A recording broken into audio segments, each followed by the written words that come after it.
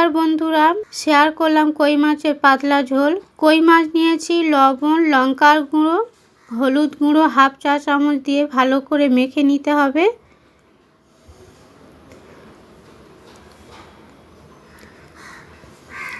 মাখানো হয়ে গেছে। 150 গ্রাম কুমড়ো, 2টি ঝিঙে, 2টি আলু লম্বা শেপে কেটে নিয়েছি। শিমের দানা হাফ বাটি ছিল। কই মাছের ঝোলের সাথে শিমের দানা দিয়ে দেব। শিমের দানা ঝোলের সাথে খেতে খুবই ভালো লাগে। আমার 2টি ছেলে, ওরা খুব পছন্দ করে। কড়াইতে 2 টেবিল চামচ সরষের তেল দিয়ে সবজি দিয়ে 1 মিনিট নাড়াচাড়া করে নিয়েছি।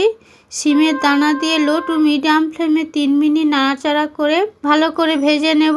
এইভাবে উল্টে পাল্টে ভালো করে ভেজে নিতে হবে। সবজি ভাজলে রেসিপির টেস্ট হয়। ভাজা হয়ে গেছে। প্রেসার কুকারে লো টু মিডিয়াম ফ্লেমে একটি সিটি দিয়ে সিদ্ধ করে নিতে হবে। নর্মাল 1.5 কাপ জল দিয়েছি। কড়াইতে 3 টেবিল চামচ সরষের তেল দিয়েছি। তেল গরম হয়ে গেছে। মশলা মাখানো মাছ দিয়ে দেব।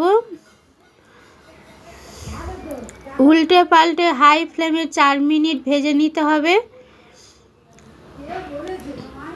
এইভাবে উল্টে পাল্টে ভাজতে হবে। দেখুন বন্ধুরা, মাছ ভাজা হয়ে গেছে, তুলে নেব।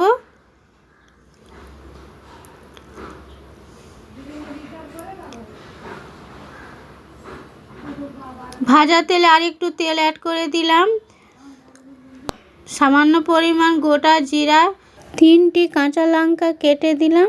লঙ্কার গুঁড়ো হাফ চা চামচ, জিরার গুঁড়ো 1 চা চামচ, হলুদ গুঁড়ো হাফ চা চামচ দিয়ে নাড়াচাড়া করে নিয়েছি 20 সেকেন্ড। সিদ্ধ করা সবজি জল সমেত দিয়েছি। মাছও দিলাম। লো টু মিডিয়াম ফ্লেমে 1 মিনিট নাড়াচাড়া করে ফুটিয়ে নেব। স্বাদ মতো লবণ দিয়ে দেব। 1 টিপ মিষ্টি দিয়ে দিলাম। 3 টেবিল চামচ ধনেপাতা কুচি দিয়ে লো টু মিডিয়াম ফ্লেমে 6 মিনিট ফুটিয়ে নিতে হবে। ভালো করে নাড়াচাড়া করে মিশিয়ে নিলাম। এই রেসিপি দারুণ টেস্টি রেসিপি।